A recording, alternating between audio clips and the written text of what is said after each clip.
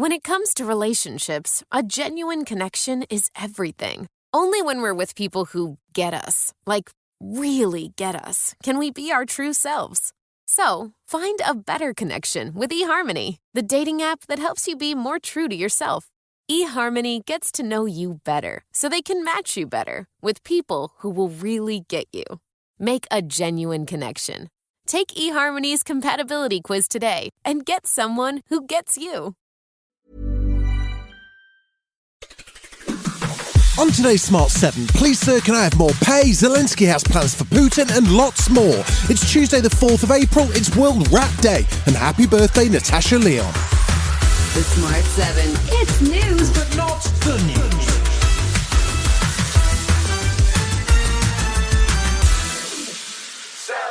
Get ready for more daddy daycare as teachers are going to be walking out of their classrooms again after the government's latest pay offer was rejected. Staff in England will strike on April the 27th and May the 2nd, and it was a pretty overwhelming ballot result for the National Education Union. The number of our members that rejected the government's pay offer is 191,319.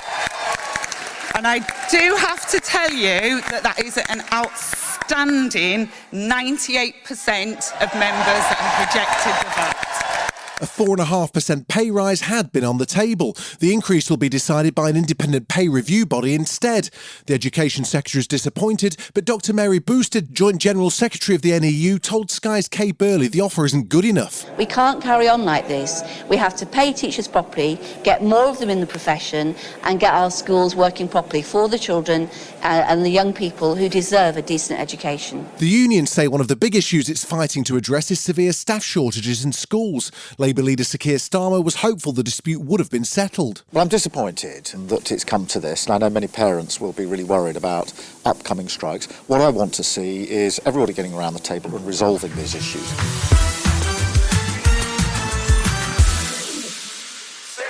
There's going to be a clampdown on grooming gangs with tougher sentences for child abusers. Rishi Sunak's announced a new policing task force to tackle exploitation, warning political correctness has got in the way of previous efforts. The Prime Minister says ethnicity data will be used to help investigators. When victims or whistleblowers raise concerns, those concerns were ignored, and often the reasons that they were ignored were put down to people wanting to be not culturally insensitive or because of political correctness, and that's not right. But the Home Secretary has been criticised for singling out British Pakistani men, with some charities warning that focusing on one race or group alone could lead to blind spots. Whilst Labour's Shadow Home Secretary Yvette Cooper told ITV she doesn't think the government's crackdown is serious enough. It's just not good enough. They're still not taking the action we need to increase prosecutions, to increase convictions, nor are they taking the action needed on online grooming and abuse, which is the area that's growing fastest.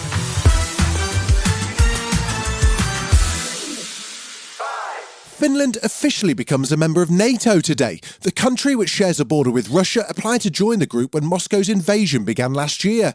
Secretary-General of the military alliance, Jens Stoltenberg, said on Monday he was working to finalise the process for neighbouring Sweden, whilst the move will make Finland and other members safer. It's not for Moscow to decide who is going to be a member of NATO, and this is very clearly demonstrated here at the NATO headquarters when we raised the Finnish flag and finalised the Finnish accession process. Meanwhile, officials in Russia say they've arrested a woman in connection with an explosion in a cafe that killed a pro-war blogger. 26-year-old Daria Trepova has been detained after the supporter of Vladimir Putin died in St. Petersburg. Reports suggest a bomb was hidden in a statue handed to Vladlen Tatarsky. And as Ukrainian President Volodymyr Zelensky marked the one-year anniversary of the liberation of a village north of Kyiv from Russian troops, he had some pretty strong words for Putin. I can wish the president of Russia to spend the remainder of his days in a basement with a bucket for a toilet. That's about it.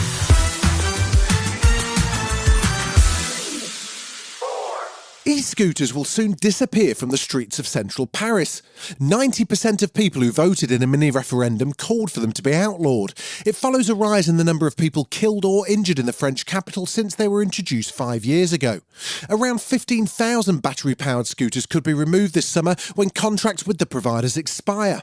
Local Mayor Anne Hidalgo says voters had sent a direct message. Parisians have expressed themselves overwhelmingly against the maintenance of self-service scooters in Paris.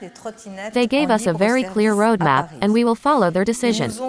As I promised, on September 1st, there will no longer be self-service scooters in Paris. Still to come on the Smart 7, Jurgen Klopp's getting nervous and Ken Bruce starts the new job. Right after this.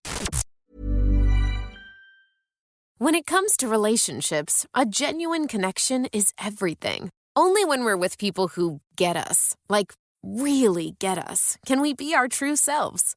So, find a better connection with eHarmony, the dating app that helps you be more true to yourself. eHarmony gets to know you better so they can match you better with people who will really get you. Make a genuine connection. Take eHarmony's compatibility quiz today and get someone who gets you. Welcome back. Antonio Conte may have left Spurs, but the chaos at his former club continued on Monday night, a game that saw 2 red cards ended in a 1-1 draw with relegation risks Everton. Meanwhile, Liverpool's boss claims he's the last man standing following a number of managerial changes over recent weeks.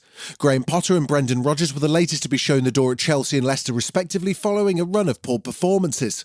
Jurgen says 12 managers and counting dropped from the Premier League this season is an awful number. It is how it is, and you have always these years where it happens more often than in others, and obviously some clubs are underachieving this year. Definitely there are expectations out there, rightly so, and if you don't reach them, then you have to accept the decisions.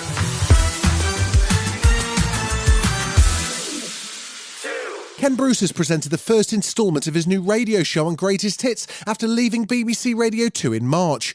The 72-year-old Scottish broadcaster will be on air from 10 a.m. to 1 p.m. weekdays, playing hit songs from the 70s, 80s and 90s. He kicked things off on Monday with Come Together by the Beatles. Ken carried over his Popmaster music quiz but said he was looking forward to doing something different after more than 40 years with the BBC. Yeah, there's a certain strangeness, but when you're on the radio, it's almost the same anywhere you are, really. You're just talking into that microphone to one person at the other end, usually just one person, and that never really changes no matter where you're doing it from.